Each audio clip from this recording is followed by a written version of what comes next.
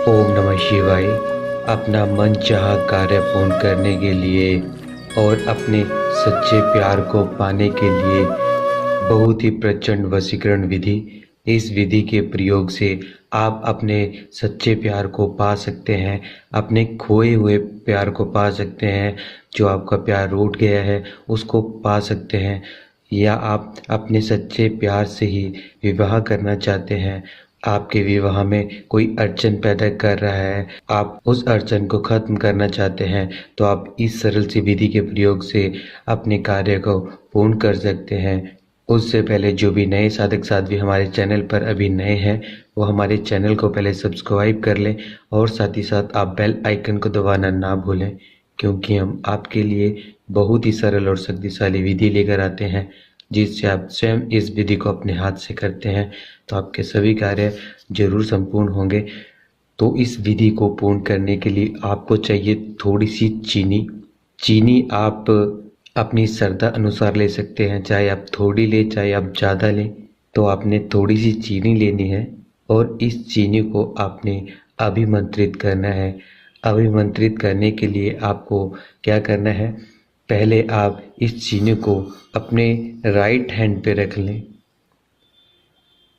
जितनी भी चीनी है इस चीनी को आप अपने राइट हैंड में रख लें और राइट हैंड में रखने के बाद आपने इस मंत्र का आपने 251 बार जाप करना है। 251 बार जाप करने के बाद आपने क्या करना है, एक बर्तन लेना है। बर्तन आप वही लें जो आप अपने पूजा में प्रयोग करते हैं, चाहे वो बर्तन लोटा हो चाहे आप गिलास भी ले सकते हैं। तो आपने क्या करना है, आपने स्वच्छ जल लेना है। तो उसमें आपने क्या करना है, जो ये अभिमंत्रित चीनी ली है, अभिमंत्रित चीनी है, उस चीनी को आपने इस स्वच्छ जल में आपने डाल देना है। डालने के बाद आपने क्या करना है, आपने इसको चम्मच से या किसी भी चीज़ से आपको इसको अच्छे से घोल लेना है।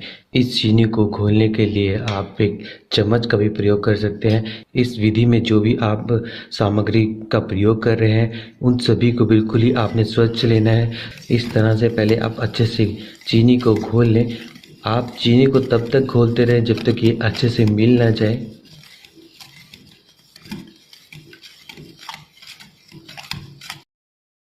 इस तरह से आप अच्छे से इस चीनी को आप घोल लें। घोलने के बाद आपने क्या करना है, जो आपके नज़दीकी शिव मंदिर है वहाँ पर आप शिवलिंग पर इस जल को आप शिवलिंग पर चढ़ा दें।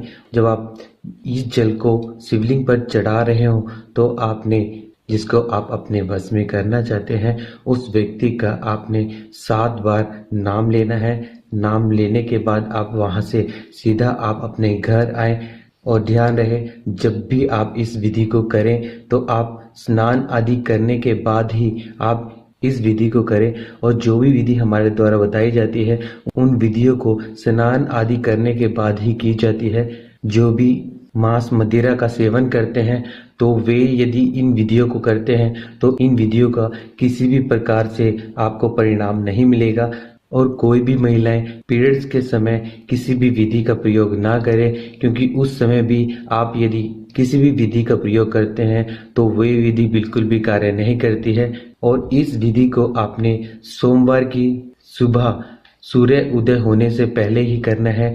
ये विधि सोमवार की इतनी प्रभावशाली विधि है कि इस विधि के प्रयोग से आपकी जो भी मनोकामना होगी वो मनोकामना जरूर पूर्ण होगी।